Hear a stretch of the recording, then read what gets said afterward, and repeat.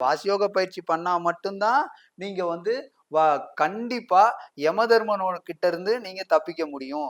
வாசியோக பயிற்சி பண்ணா மட்டும்தான் நீங்க தீர்க்க ஆயுள அடைய முடியும் அப்படின்னு சொன்னது அகத்திய மகான் மட்டும்தான்.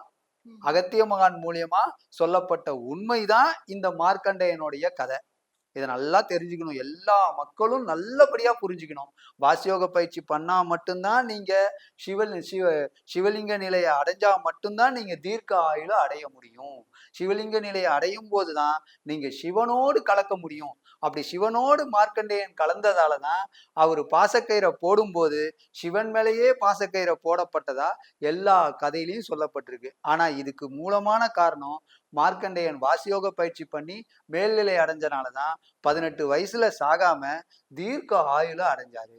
இத நிறைய பேர் தெரிஞ்சுக்கணும். இது தெரியாம எல்லாரும் வந்து சிவனை போய் கட்டி பிடிச்சுக்கிட்டா போதும், சிவன் கோவிலுக்கு நம்ம பூஜை செஞ்சா போதும், நம்ம கண்டிப்பா வந்து நமக்கு ஆயுள் அதிகமாயிடும் நினைச்சு சிவன் கோயிலுக்கு அலைஞ்சே அவங்களுடைய ஆயுள் கொஞ்சம் கொஞ்சமா குறைஞ்சிருது.